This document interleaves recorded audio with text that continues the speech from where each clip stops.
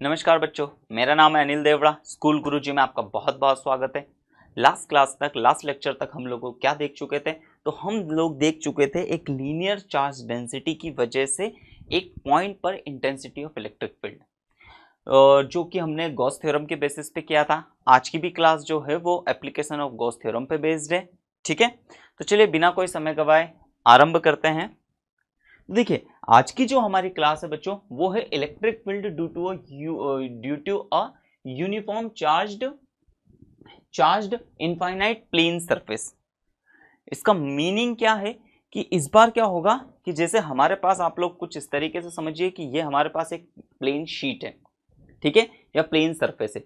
इसको हमने चार्ज दे दिया और ये कितनी लेंथ वाली है? तो ये इनफाइनाइटली लेंथ है।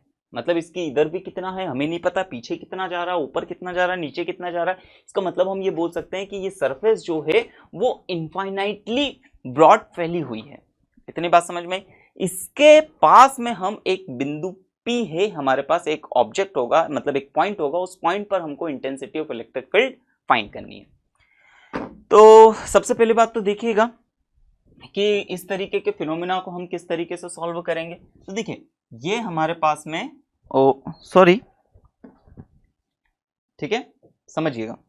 जैसे कि ये हमारे पास में क्या है, एक ये है हमारे पास में एक सरफेस, ठीक है, और ये सरफेस इक्वली चार्ज्ड होगी, और वो इक्वली चार्ज्ड हम कौन सा मान लेते हैं कि पॉजिटिवली चार्ज्ड है। ओके, अब इसकी वजह से इलेक्ट्रिक फील्ड कैसा क्रिएट होगा? तो इसकी वजह से इलेक्ट्रिक फील्ड कुछ इस तरीके से क्रिएट होगा, ठीक है। इस चार्ज ने इधर निकाला, इसने भी इस तरफ, इसने भी इस तरफ, और ये सारे आप लोगों को इलेक्ट्रिक लाइंस क्या दिखेंगी? Parallel to each other. इतनी बात समझ में आई? सेम फिनोमिना क्या होगा इस शीट के दूसरी तरफ भी होगा, कुछ इस तरीके से, ठीक है। अब हम यहां पे इंटेंसिटी ऑफ इलेक्ट्रिक फील्ड इस पॉइंट P पर हम फाइंड करना चाहते हैं इंटेंसिटी ऑफ इलेक्ट्रिक फील्ड, ठीक है। चलिए, अब इस पॉइंट P पर इंटेंसिटी ऑफ इलेक्ट्रिक फील्ड अगर हम फाइंड करेंगे, ठीक है, तो थोड़ा सा यहां पर आप समझने की कोशिश कीजिएगा कि हम अभी इसको क्या मान रहे हैं? इनफाइनाइटली लेंथ की मान रहे हैं। यानी इस सरफेस का जो फिनोमिना है, सरफेस कहां से स्टार्ट हो रही है? तो इनफाइनाइट से स्टार्ट हो रही है, इनफाइनाइट पर खत्म हो रही है। हमें इसका श्योर नहीं पता, लेकिन बेसिकली बच्चों इस तरीके की चीज हमारे पास जनरली होती नहीं है, ठीक है। हम ऐसे सरफेस नहीं मान सकते, या हमारे पास प्रैक्टिकली ऐसे सरफेस नहीं होती जो इनफाइनाइटली बहुत ज्यादा लार्ज रेंज की हो। तब हम क्या करते हैं? तो अब थोड़ा सा यहां पर आप दिमाग लगाइएगा, ठीक है, कि अगर मैं इस पॉइंट P पर intensity of electric field find करूंगा तो इसके अंदर से कितने लाइंस पास हो रही? 2 लाइंस। लेकिन अगर यही पॉइंट को मैंने अगर इस कॉर्नर पे रख लिया, इस P पर, तो कॉर्नर पर इंटेंसिटी ऑफ इलेक्ट्रिक फील्ड कैसे होगा? तो कॉर्नर पर इलेक्ट्रिक लाइंस जो कुछ AC जाएंगी, ये AC, ठीक है। ऊपर की तरफ कुछ इस तरीके से क्रिएट हो रहा होगा, ये सॉरी, ये रॉन्ग हो गया, ठीक है, कुछ इस तरीके से क्रिएट हो रहा होगा। अब यही इतना ही एरिया अगर मैं यहां पर लगाऊं तो हम देख पा रहे हैं कि अब इतने एरिया में से इंटेंसिटी ऑफ इलेक्ट्रिक फील्ड कैसी पास हो रही है, या हम इलेक्ट्रिक लाइंस बात करें तो कम पास हो रही है। इट मीन्स क्या होगा कि यहां पर इंटेंसिटी ऑफ इलेक्ट्रिक फील्ड अलग आएगी, वहां पर इंटेंसिटी ऑफ इलेक्ट्रिक फील्ड अलग आएगी। तो बच्चों बेसिकली हम लोग क्या चाहते हैं? हम इस पूरे फिनोमिना में ये चाहते हैं कि हम हमारी इस सरफेस के, अब थोड़ा सा देखिए, हम इसे भी क्या कर सकते हैं? इनफाइनाइटली लेंथ के या इनफाइनाइटली फैली हुई सरफेस मान सकते हैं। कैसे मान सकते हैं? कि मैंने क्या करा, अब जो मेरा पॉइंट है वो इस सरफेस के कंपैरिजन में, सरफेस के लेंथ और ब्रेथ के कंपैरिजन में इसकी क्या होगा कि जो डिस्टेंस हम कंसीडर करेंगे वो डिस्टेंस क्या होगी? बहुत ही छोटी। और जब इतनी छोटी डिस्टेंस होगी तो इस छोटे से डिस्टेंस के लिए हम इस शीट को फिलहाल, या इस सरफेस को हम फिलहाल क्या मान सकते हैं? फिलहाल इनफाइनाइटली लेंथ वाली मान सकते हैं। तो यही हमारा बेसिक मीनिंग होगा इस क्वेश्चंस को करने का। चलिए तो थोड़ा सा शुरुआत कर लेते हैं, ठीक है। तो सबसे पहली बात तो क्या है कि जब हम किसी सरफेस पर अगर चार्ज की बात करते हैं, तो सरफेस के ऊपर जो चार्ज होता है उसको शो करने का तरीका हमने बताया है कि एक सरफेस के ऊपर चार्ज है तो हम पूरी सरफेस के चार्ज को कंसीडर नहीं करते, हम क्या करते हैं? चार्ज पर यूनिट एरिया को कंसीडर करते हैं। मतलब एक एरिया के अंदर, एक यूनिट एरिया के अंदर कितना चार्ज है, उस चार्ज की वैल्यू को हम फाइंड आउट करते हैं, और उसको हम शो करते हैं यहां पर किससे? That is sigma. तो वही चीज लिखी हुई है, let be the uniform surface charge density of an infinitely plane surface a point P placed at r distance to this surface. ठीक है, now we have find the intensity of electric field at this point. चलिए देखिए किस तरीके से इसका draw बनेगा। तो ये हमारे पास में क्या है, एक इनफाइनाइटली लेंथ की शीट है जो उसके ऊपर एक जैसा यूनिफॉर्म चार्ज डेंसिटी कौन सी है, और वो यूनिफॉर्म चार्ज डेंसिटी है सिग्मा। और सिग्मा के बारे में बच्चों हम लोग क्या जानते हैं, यूनिफॉर्म चार्ज डेंसिटी सिग्मा जो होती है वो क्या होती है, चार्ज प्रेजेंट, चार्ज क्यों मान लेते हैं, charge present per unit area. ठीक है, तो हम किसी भी हिस्से पर एक जैसा अगर एरिया को कट करें तो उसके ऊपर चार्ज की वैल्यू हमेशा सेम मिलेगी, और वो चार्ज कितना होगा, तो वो चार्ज होगा सिग्मा। ओके, तो ये हमारे पास था। अब देखिए कि ये जो शीट है ये इलेक्ट्रिक फील्ड या इसके पास में क्या लिखा हुआ है, तो देखिए कि इस शीट से r डिस्टेंस पर एक पॉइंट P है, इस P पॉइंट पर ही हमें intensity of electric field find करना है। चलिए अब पहली बात ये देखते हैं कि इससे जो इलेक्ट्रिक लाइंस क्रिएट होगी वो इलेक्ट्रिक लाइंस किस तरीके से क्रिएट होगी। तो इलेक्ट्रिक लाइंस के बारे में हम लोगों को मालूम है कि वो हमेशा क्या होगी, सरफेस के परपेंडिकुलरली क्या होती है, जनरेट होती है, सरफेस के परपेंडिकुलरली टर्मिनेट भी होती है। ठीक है, तो ये देख सकते हैं कि इस तरीके से ये क्या है, तो ये है इलेक्ट्रिक फोर्स ऑफ लाइंस। तो इलेक्ट्रिक फोर्स ऑफ लाइंस भी बोल सकते हैं, या हम इसे इंटेंसिटी ऑफ इलेक्ट्रिक फील्ड की डायरेक्शन भी बोल सकते हैं। तो एक शीट के इस तरफ इंटेंसिटी ऑफ इलेक्ट्रिक फील्ड की डायरेक्शन कुछ इस तरीके से होगी। आप देख सकते हैं सारी लाइंस पैरेलल है। इसका मीनिंग क्या है, यहां पर हर एक पॉइंट पर intensity of electric field same होगी। सिमिलरली बिल्कुल इंटेंसिटी ऑफ इलेक्ट्रिक फील्ड इसकी दूसरी तरफ भी आएगी। ओके, अब देखिए, अब यहां से हमारे सामने चीज क्या आती है। ठीक है, थोड़ा सा अब यहां पर समझिएगा कि जैसे हम किसकी बात करते हैं, तो हमें सबसे पहली बात तो क्या कंसीडर करना है, यहां पर जब गॉस थ्योरम की मैंने बात करी थी तो गॉस थ्योरम में हम क्या करते थे, हर एक पॉइंट ऑफ व्यू को हम 4 स्टेप में कंसीडर करते थे। तो सबसे पहला हमको क्या मानना है, तो सबसे पहला हमको एक सरफेस मानना है। ठीक है, और जिस सरफेस को हम बोलेंगे गॉसियन सरफेस। लेकिन गॉसियन सरफेस को मानने की भी क्या रिक्वायर्ड कंडीशन होती है, तो गॉसियन सरफेस की रिक्वायर्ड कंडीशन ये होती है कि थीटा बदलना नहीं चाहिए। ठीक है, थीटा की वैल्यू सेम रहना चाहिए, साथ ही साथ में वहां पर उस सरफेस पर intensity of electric field same होनी चाहिए। अब देखिए, अगर कोई बच्चा बोलता है कि सर यहां पर आप एक काम कर लीजिए, एक गोल सरफेस मान लीजिए, हम गॉसियन सरफेस मान लेते हैं कि इस तरीके से गोल मानिए, तो देखिए प्रॉब्लम क्या होगी, यहां पर प्रॉब्लम ये होगी कि जब मैं इस पॉइंट पर intensity of electric field find करूंगा तो इसका एरिया वेक्टर इस तरफ और यहां पर कुछ एंगल बनेगा। यहां पर देखूंगा तो इंटेंसिटी ऑफ इलेक्ट्रिक फील्ड इस तरफ जा रही है और यहां का एरिया वेक्टर, तो यहां पर थीटा की वैल्यू 0 होगी। यहां पर देखेंगे तो इंटेंसिटी ऑफ इलेक्ट्रिक फील्ड इस डायरेक्शन में और एरिया वेक्टर की डायरेक्शन ये डायरेक्शन हो जाएगी। तो अब हमें ये पता चल रहा है यहां पर कि हम इस तरीके से स्फेरिकल शेप तो नहीं मान सकते, तो हमें कुछ और सोचना पड़ेगा। तो इसलिए हम लोग क्या करते हैं, तो इसके चारों तरफ इसको घेरा हुआ एक सिलेंडर कंसीडर करते हैं इस पॉइंट P को। तो देखिए कुछ इस तरीके से होगा। अब ये बिल्कुल इस तरीके से कि जैसे ये शीट है, तो यहां पर क्या है कि इस पॉइंट P पर हमें intensity of electric field find करना है। तो मैंने एक ऐसा सिलेंडर लिया जो आधा इस तरफ इस P पॉइंट तक जा रहा है और सिमिलरली डिस्टेंस तक इधर भी जाएगा। ओके, तो कुछ इस तरीके से हमने कंसीडर करा है। अब ये P पॉइंट इस सरफेस पर आ गया और हम चाहते भी यही हैं कि हमें जब भी intensity of electric field find करना है, जिस भी पॉइंट पर intensity of electric field find करना है, तो वो पॉइंट हमारी गॉसियन सरफेस पर होना चाहिए। तो देखिए ये P पॉइंट गॉसियन सरफेस पर भी हो गया। अब देखते हैं कि क्या यहां पर E की वैल्यू सेम है, तो हाँ हम देख सकते हैं कि यहां पर क्या होगा, इस पूरी सरफेस पर इससे यहां से इस शीट से ये डिस्टेंस सेम है, ये डिस्टेंस सेम है, ये डिस्टेंस सेम है, डिस्टेंस सेम है, यानी इस पूरी सरफेस पर डिस्टेंस सेम है। इसका मतलब इंटेंसिटी ऑफ इलेक्ट्रिक फील्ड का जो फॉर्मूला होता है 1/4πε0 Q/r², यानी डिस्टेंस अगर कांस्टेंट है तो इंटेंसिटी ऑफ इलेक्ट्रिक फील्ड भी क्या होगी, इस पूरी सरफेस पर सेम होगी। ओके, सिमिलरली उस तरफ जा रहा है तो उस तरफ भी क्या होगी, सेम होगी। इतनी बात समझ में आई? ठीक है, सिमिलरली यहां से यहां तक की डिस्टेंस भी बच्चों कितनी है, यहां से यहां तक की ये पूरी डिस्टेंस भी कितनी है, तो ये पूरी डिस्टेंस भी हमारे पास आ रही है। ओके, अब तो एक ये सरफेस हो गई और ये सरफेस को हम क्या बोलेंगे, प्लेन सरफेस। इस सिलेंडर की ये प्लेन सरफेस है, उस सिलेंडर की वो प्लेन सरफेस है, और ये दोनों ही तरफ के जो सिलेंडर्स हैं वो इस प्लेन शीट से r डिस्टेंस पर मौजूद हैं। अब उसके बाद अगर इस घुमावदार वाले सरफेस की बात करते हैं, घुमावदार इसका मतलब कर्व सरफेस की बात करते हैं, तो कर्व सरफेस पर देखिए, कर्व सरफेस पर क्या होगा कि इंटेंसिटी ऑफ इलेक्ट्रिक फील्ड की डायरेक्शन ये और एरिया वेक्टर की डायरेक्शन ये, तो इसके बीच में हर कहीं पर अगर आप देखोगे तो इन दोनों ई और एरिया वेक्टर्स के बीच में एंगल कितना क्रिएट होगा, तो एंगल यहां पर हमेशा कितना क्रिएट होगा, 90 डिग्री।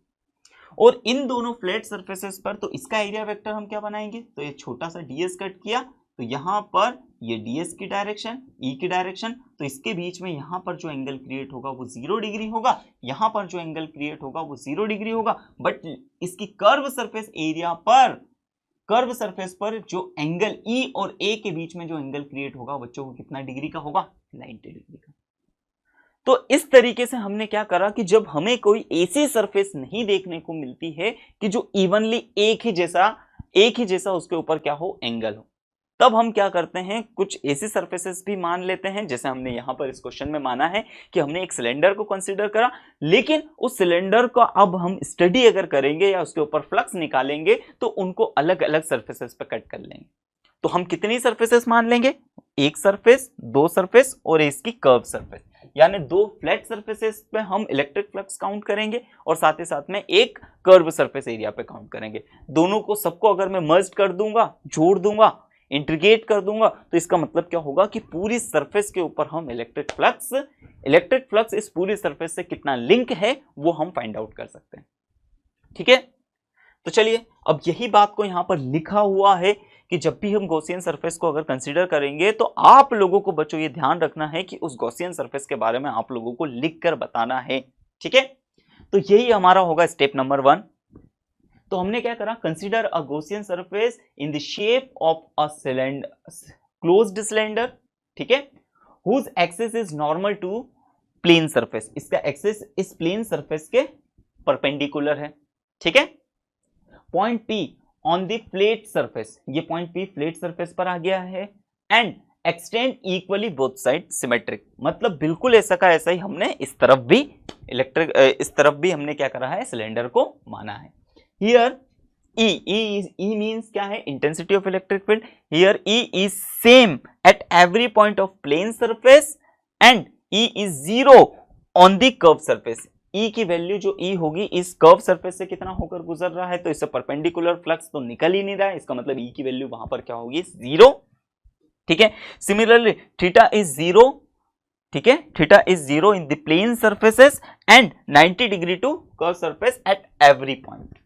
ओके, तो ये हमने गॉसियन सरफेस के बारे में लिखा, जो हमने गॉसियन सरफेस मानी है उस गॉसियन सरफेस को हमको लिखकर बताना पड़ेगा। फिर सेकेंड स्टेप जो हमारे पास में होती है, वो सेकेंड स्टेप हमारे पास में क्या होती है, flux link with Gaussian surface. तो गॉसियन सरफेस से फ्लक्स लिंक का जो केस होता है वो क्या होता है, तो ध्यान से देखिएगा, closed integration E dot ds, ठीक है, और हमें मालूम है कि ये डॉट प्रोडक्ट है, इसका मतलब डॉट हटाएंगे तो यहां पर क्या लग जाएगा, तो हम इसको इस तरीके से लिख सकते हैं, E ds cos theta, E ds cos theta. Okay, अब यहां पर इस पूरे फिनोमिना को कैलकुलेट करने के लिए हमें क्या करना पड़ेगा, इंटीग्रेशन करना पड़ेगा 3 अलग अलग सरफेसेस के लिए।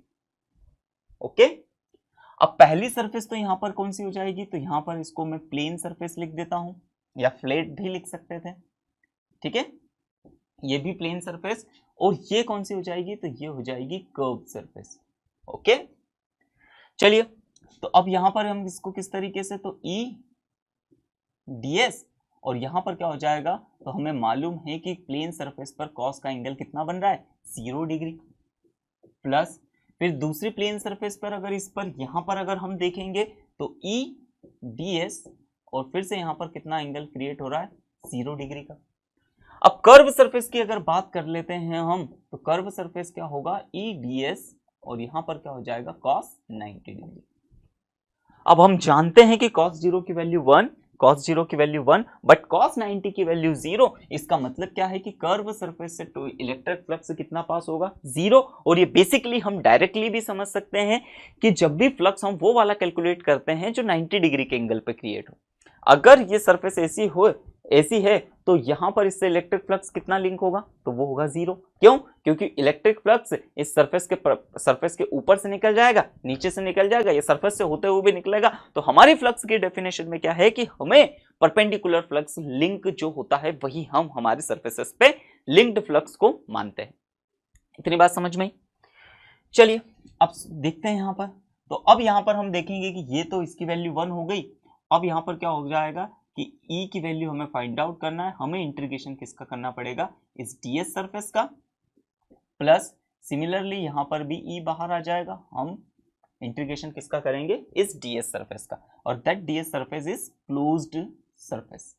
ओके, चलिए तो थोड़ा सा दिमाग लगाइएगा कि ये ds सरफेस क्या है। तो यहां पर है इस फ्लैट सरफेस, ये फ्लैट सरफेस 1 है और ये है फ्लैट सरफेस 2। अब इस सरफेसेस की वजह से मानेंगे तो यहाँ का ds, यहाँ का ds, यहाँ का ds, यहाँ का ds, ठीक है, समझ पा रहे हो? जैसे इसका यहाँ का ds, यहाँ का ds, यहाँ का ds, ये सारे ds को अगर हम जोड़ देंगे तो ये क्या बन जाएगा, एक सर्कल का एरिया नहीं बन जाएगा। यानी ये वाला जो हिस्सा होगा वो एरिया ऑफ सर्कल यूज करेंगे हम, ठीक है। तो इसकी जगह हम क्या लिख सकते हैं, तो E, और एरिया ऑफ सर्कल का फॉर्मूला क्या होता है, तो एरिया ऑफ सर्कल का फॉर्मूला होता है पाई आर स्क्वायर। इतनी बात समझ में आई, क्या होता है, पाई आर स्क्वायर, ठीक है। या एक काम करते हैं कि इस सरफेस के लिए मैं एक टर्म सीधे सीधे क्या लिख देता हूं, तो इस सरफेस के लिए सीधे सीधे हम एरिया लिख देते हैं। एरिया क्या होगा, तो इसका एरिया, और इसके एरिया का फॉर्मूला बेसिकली हमको पता है। सिमिलरली अगर यहां करेंगे तो E, और सेम उधर सरफेस के लिए भी करेंगे, उस वाली सरफेस के लिए, तो वहां पर भी A आएगा, और इसको कैलकुलेट कर लेंगे तो 2EA आएगा। इसका मतलब क्या है कि इस गॉसियन सरफेस से जो इलेक्ट्रिक फ्लक्स लिंक हुआ है वो किसके इक्वल है, तो वो किसके इक्वल है, 2EA के इक्वल है। ओके, तो ये हमारा था सेकंड स्टेप।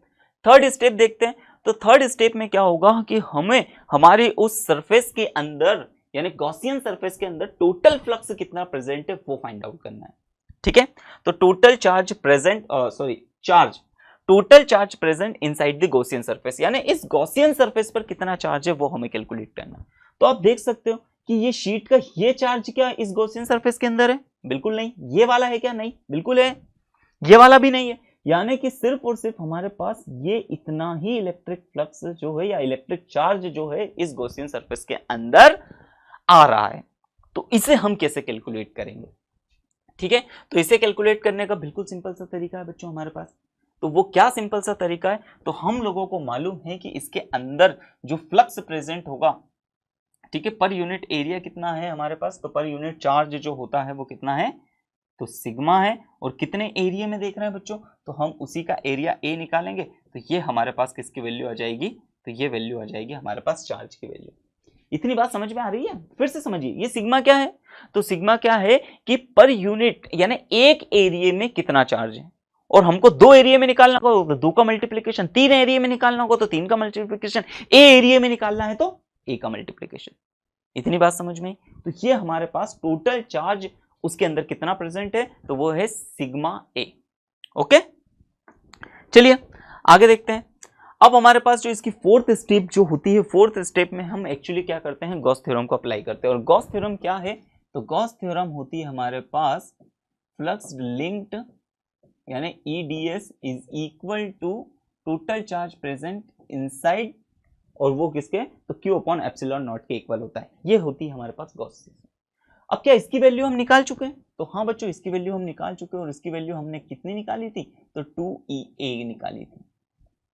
ओके, चार्ज की वैल्यू हम निकाल चुके हैं, तो टोटल चार्ज उसके अंदर कितना प्रेजेंट है, तो चार्ज जो प्रेजेंट है वो सिग्मा ए प्रेजेंट है डिवाइड बाय एप्सिलॉन नॉट।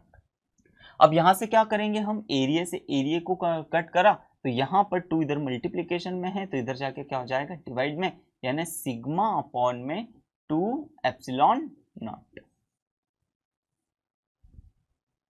इतनी बात समझ में आई बच्चों? देखिए बहुत अच्छा गॉसियंस मतलब गॉस थ्योरम से हम बहुत इजीली क्या कर सकते हैं, अलग अलग कंडीशन पर intensity of electric field find कर सकते हैं। लेकिन गॉसियन या गॉस लॉ को लगाने के लिए हम लोगों को बच्चों बेसिकली 4 स्टेप्स में काम करना होगा, और वो 4 स्टेप्स आपको अच्छी तरीके से लगाना सीखनी है। ठीक है, जब आप बड़ी एग्जाम्स में जैसे आईआईटी वगैरह में अगर जाओगे तो आप लोगों के लिए यही कंडीशंस वो बदलते जाएगा, और वहां पर आप लोगों को वो ये देखना चाहता है कि आपका माइंड इस तरीके से मतलब गॉसियन सरफेस मान पाता है कि नहीं, या टोटल चार्ज निकाल पाता है या नहीं। इस तरीके से आप लोगों से क्वेश्चंस बनाकर पूछे जाएंगे। ठीक है, तो ये हमारे पास। अच्छा, अब इस पूरे फॉर्मूले में अगर आप देखोगे तो इस पूरे फॉर्मूले में कहीं भी आर नहीं आ रहा है।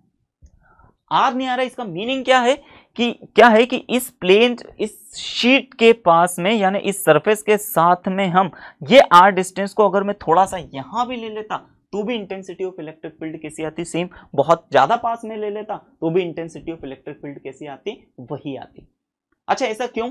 तो इसको हम फिजिकल भी समझ सकते हैं। किस तरीके से? फिजिक्स के अकॉर्डिंग भी हम इसको, फिजिक्स के फिनोमिना के अकॉर्डिंग भी हम इसको समझ सकते हैं। देखिए, ये अगर हमारे पास एक सरफेस है और ये सरफेस इवनली चार्ज्ड है, ठीक है, हर जैसे इसके ऊपर चार्ज डिस्ट्रीब्यूशन सेम है। अब चार्ज डिस्ट्रीब्यूशन सेम है तो इसके पास इंटेंसिटी ऑफ इलेक्ट्रिक फील्ड कुछ इस तरीके से क्रिएट होगा। ठीक है, जैसा कि यहां पर आपको इस डायग्राम में भी दिख रहा है। अब यहां पर अगर मैं इस पॉइंट P पर intensity of electric field find करूं तो मैं क्या करूंगा, गॉसियन सरफेस इस तरीके से माने, कितना इलेक्ट्रिक फ्लक्स पास हो रहा है, सीधी सी बात है, आप देख सकते हो 2 लाइन पास हो रही, यानी इन 2 लाइंस की वजह से यहां पर इंटेंसिटी ऑफ इलेक्ट्रिक फील्ड बनेगी। अच्छा, इसी को अगर मैंने यहां कर दिया तो अभी भी कितनी लाइंस पास हो रही, 2। यहां कर दिया तो अभी भी कितने लाइन पास हो रही है, 2। इसका मतलब क्या है कि एक प्लेन शीट के सामने आप कितनी भी डिस्टेंस पर intensity of electric field find करो, हमेशा इंटेंसिटी ऑफ इलेक्ट्रिक फील्ड जो आएगी वो कितनी आएगी, सिग्मा अपॉन में 2 एप्सिलॉन नॉट। लेकिन कंडीशन क्या है, तो condition is required this sheet is infinitely large, यानी ये जो शीट होती है हमारे पास में, ये जो सरफेस होती है वो अनंत लंबाई की होनी चाहिए। ठीक है, हम कॉर्नर्स पर बात नहीं करते, क्यों? क्योंकि कॉर्नर पर एक कर्लिंग इफेक्ट आ जाएगा। कर्लिंग इफेक्ट का मतलब समझिए, यहां पर क्या होगा कि जैसे कॉर्नर पर तो ये इलेक्ट्रिक फील्ड इस तरीके से हो जाएगा, यहां पर इस तरीके से, यहां पर इस तरीके से। अब जब यही पॉइंट P को अगर मैं यहां मान लूंगा और यही मैंने एक एरिया बनाया तो वहां से एरिया यानी लाइंस कम पास हो रही है, तो वहां पर इंटेंसिटी ऑफ इलेक्ट्रिक फील्ड क्या हो जाएगी, चेंज हो जाएगी। तो इसका मतलब बच्चों कि जब हम इस डेरिवेशन को करेंगे यानी हमें शीट को इनफाइनाइटली लार्ज मानना है, ठीक है, और बेसिकली ऐसा हमारे पास कोई प्रैक्टिकल नहीं दिखता है, तो हम क्या करते हैं कि इस शीट के बहुत पास तक ही क्या करते हैं, हम एक लिमिट तक ही intensity of electric field point पर मानते हैं। इतनी बात समझ में आई? ठीक है, तो ये हमारे पास आया। ठीक है, चलिए, हाँ, अब ये आप लोगों को उम्मीद है समझ में आया होगा। इसकी यूनिट क्या होगी, तो इसकी यूनिट है न्यूटन पर कूलम। आपको जब भी एग्जाम्स में अगर आप अपना कोई भी डेरिवेशन करते हैं, कोई भी अगर फॉर्मूला डिराइव करते हैं, तो इसके लिए आप लोगों को क्या होना चाहिए, उसका यूनिट जरूर लिखना है। ठीक है, यूनिट लिखने पर आप बिल्कुल ध्यान दीजिएगा। तो ये हमारे पास एक इनफाइनाइटली लेंथ शीट है जिसके सामने एक पॉइंट P है जिस पर हमने इंटेंसिटी ऑफ इलेक्ट्रिक फील्ड कितनी फाइंड करी है, तो वो है E is equal to sigma upon में 2 एप्सिलॉन नॉट। ठीक है, अब हम बात करते हैं कुछ इसके स्पेशल कंडीशंस की, स्पेशल केसेस की। ठीक है, अब वो स्पेशल केस क्या है, तो देखिए, तो स्पेशल कंडीशन, अब पहली स्पेशल कंडीशन क्या है, both surfaces are same charge. अब हमने क्या किया है, थोड़ा सा दिमाग लगाइएगा कि हमारे पास में कुछ इस तरीके से 2 शीट्स हैं, ये भी इसके ऊपर भी पॉजिटिवली चार्ज है, इसके ऊपर भी पॉजिटिव चार्ज है। अब जब दोनों के ऊपर पॉजिटिव चार्ज है तब हम इंटेंसिटी ऑफ इलेक्ट्रिक फील्ड के फाइंड करने का हमारा तरीका क्या होगा, तो हम 3 हिस्सों में इसको फाइंड करेंगे, यानी 3 पॉइंट पर हम intensity of electric field find कर सकते हैं। एक तो दोनों सरफेसेस के लेफ्ट साइड में, दोनों सरफेसेस के बीच में और दोनों सरफेसेस के राइट साइड में। तो 3 कंडीशन में हम intensity of electric field find करेंगे।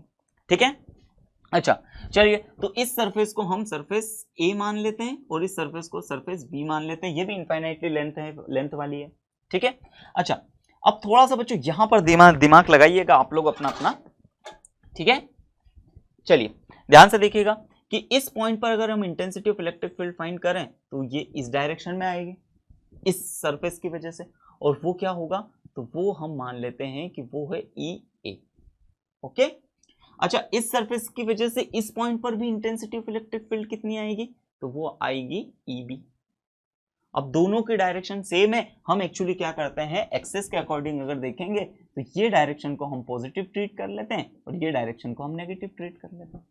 इसका मतलब इस पॉइंट पर इस सरफेस की वजह से नेगेटिव इंटेंसिटी मतलब इलेक्ट्रिक फील्ड आएगा और इस पॉइंट पर भी negative intensity of electric field आएगी। अब टोटल इलेक्ट्रिक फील्ड हम कैसे फाइंड करेंगे, तो टोटल इलेक्ट्रिक फील्ड हम फाइंड करेंगे E is equal to E A plus E B. Okay, इसकी वजह से और ये दोनों के ही बीच में, सॉरी यहां पर क्या होगा, हमको नेगेटिव साइन के साथ जाना पड़ेगा, ठीक है, यानी माइनस ई ए और minus E B. Okay, easily clear हो रहा है सभी को।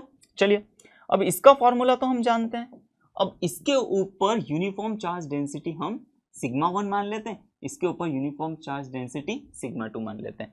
तो इसका फॉर्मूला हमारे पास में क्या होगा, तो वो फॉर्मूला होगा सिग्मा 1 अपॉन में 2 epsilon not plus, sorry plus की जगह यहाँ माइनस साइन, सेम साइन लेना पड़ेगा हमें, तो माइनस यहाँ पर क्या हो जाएगा सिग्मा 2 अपॉन में 2 एप्सिलॉन नॉट।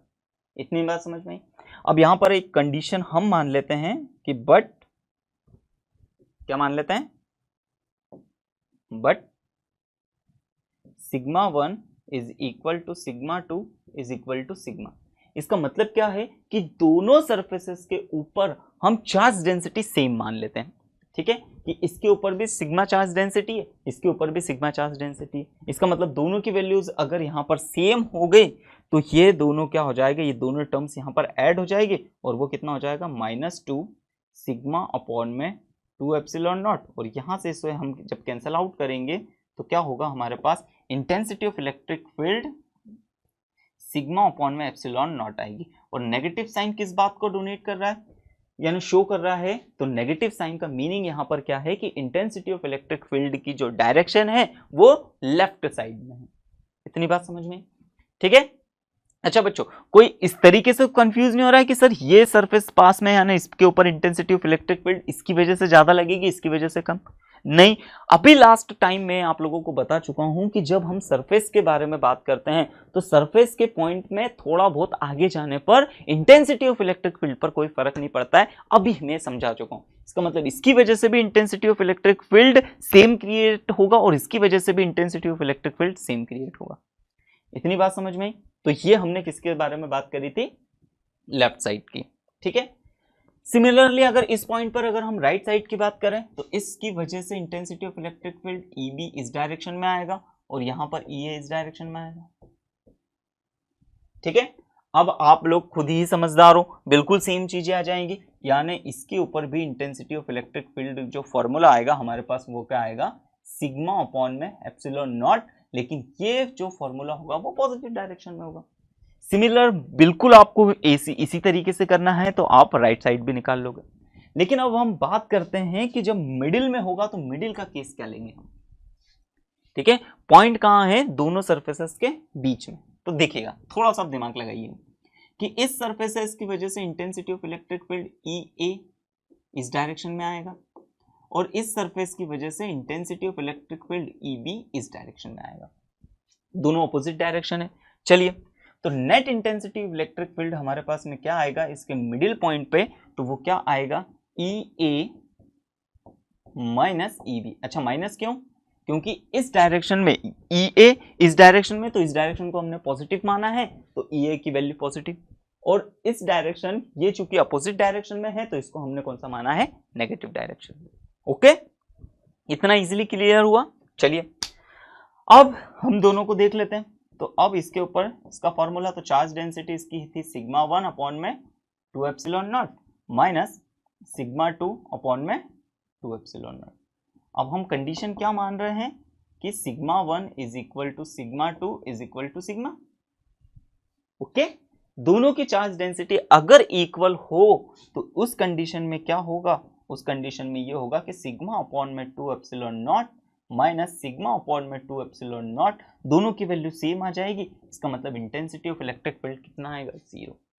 यानी जब दोनों प्लेटें क्या होगा, दोनों सरफेसेस अगर इवनली या सेम क्वांटिटी के चार्जेस से चार्ज्ड होगी तो इसका मतलब क्या है, इसका मतलब ये है कि उसके बीच में इंटेंसिटी ऑफ इलेक्ट्रिक फील्ड कितना होगा, 0 होगा। ठीक है, हम बच्चों बेसिकली इसको थोड़ा सा इस तरीके से भी समझ सकते हैं, इलेक्ट्रिक फील्ड लाइन से भी समझ सकते हैं। किस तरीके से समझ सकते हैं कि देखिए, अगर इलेक्ट्रिक फील्ड लाइंस जो होती है वो इस तरफ क्रिएट हो रही होगी, इसकी लाइन इस तरफ क्रिएट हो रही होगी, तो हमें मालूम है कि electric field lines never intersect to each other, यानी दोनों ही इलेक्ट्रिक लाइंस कभी भी एक दूसरे को कट नहीं करती। इसका मतलब अगर ये इलेक्ट्रिक लाइंस इस तरफ जनरेट हो रही होगी और ये वाली इलेक्ट्रिक लाइंस इस तरफ जनरेट हो रही होगी तो उनको आगे जाके कहीं ना कहीं एक दूसरे को कट करना पड़ेगा। और चूंकि हमें मालूम है कि इलेक्ट्रिक लाइंस कभी भी एक दूसरे को कट नहीं करती है, इसका मतलब क्या होगा कि इन दोनों सरफेसेस के बीच में इलेक्ट्रिक लाइंस इस तरफ नहीं बनेंगी और इसकी लाइन इलेक्ट्रिक लाइंस इस तरफ बनेंगी ही नहीं। क्यों? क्योंकि इनको एक प्रॉपर्टी जो है उनकी वो खत्म हो जाएगी क्रॉस करने वाली, और ऐसा वो करेंगी नहीं। इसका मतलब इसके बीच में इलेक्ट्रिक फील्ड लाइंस क्रिएट ही नहीं होगी, और जब इलेक्ट्रिक फील्ड लाइंस क्रिएट नहीं हो रही तो इलेक्ट्रिक फील्ड लाइनों के जरिए ही तो हम किसे दर्शाते हैं, इंटेंसिटी ऑफ इलेक्ट्रिक फील्ड को दर्शाते हैं। इसीलिए हमारे पास इंटेंसिटी ऑफ इलेक्ट्रिक फील्ड बीच में कितना होगा, तो वो 0 होगा। तो उम्मीद है बच्चों ये बात आप लोगों को काफी अच्छे से क्लियर हो रही होगी। अब हम आगे देख लेते हैं। ठीक है, अब दूसरा चीज वही कंडीशन, ठीक है, स्पेशल कंडीशन हम क्या देख रहे हैं कि both side surface oppositely charged. इसका मतलब क्या है कि अब एक सरफेस के ऊपर पॉजिटिव चार्ज है और दूसरे सरफेस के ऊपर नेगेटिव चार्ज है। अब जब पॉजिटिव और नेगेटिव चार्ज इस तरीके से होगा तब क्या कंडीशन घटेगी, तो चलिए इसको भी बिल्कुल उसी तरीके से करते हैं। तो देखिए थोड़ा सा दिमाग लगाइएगा, ये है इस सरफेस को हम ए सरफेस मान लेते हैं, इस सरफेस को हम बी सरफेस मान लेते हैं। इसकी वजह से इसके ऊपर इंटेंसिटी ऑफ इलेक्ट्रिक फील्ड इस डायरेक्शन में आएगा और ये डायरेक्शन को हम नेगेटिव डायरेक्शन मानेंगे, ई है। अच्छा नेगेटिव, तो अब थोड़ा सा यहां पर समझिएगा कि नेगेटिव सरफेस पर इंटेंसिटी ऑफ इलेक्ट्रिक फील्ड की डायरेक्शन ये वाली होगी। समझ में आ रहा है? नेगेटिव सरफेस पर इंटेंसिटी ऑफ इलेक्ट्रिक फील्ड क्या होगा, या नेगेटिव चार्ज की वजह से जो फोर्स ऑफ लाइन होगी उसकी डायरेक्शन नेगेटिव चार्ज की तरफ होती है और इसमें पॉजिटिव चार्ज से दूर होती है। ये हम पढ़ चुके हैं। चलिए अब यहां पर अगर हम देखेंगे तो देखिए डायरेक्शंस दोनों की अपोजिट है, यानी मैं क्या लिख सकता हूं कि E इज इक्वल टू मैं लिख सकता हूं EA इस बार माइनस का होगा प्लस EB। सेम चीज अब लिख लेते हैं, माइनस सिग्मा अपॉन में 2 epsilon not sigma 1 plus sigma 2 upon में 2 एप्सिलॉन नॉट। फिर से अगर दोनों की चार्ज डेंसिटी अगर सेम हो जाएगी, इसका मतलब क्या है कि sigma 1 is equal to sigma 2 is equal to, अगर हमने सिग्मा मान लिया, सबकी चार्ज डेंसिटी सेम हो गई, तो इंटेंसिटी ऑफ इलेक्ट्रिक फील्ड कितनी आएगी आप कैलकुलेट कर सकते हो, समझदार हो आप सभी लोग। तो E की वैल्यू यहां पर कितनी हो जाएगी, 0। सिमिलरली यहां पर भी इलेक्ट्रिक फील्ड कितना होगा हमारे पास, 0 होगा। आप लोग कैलकुलेट कर सकते हो, आपको तरीका आप लोगों को समझ में आ ही चुका है।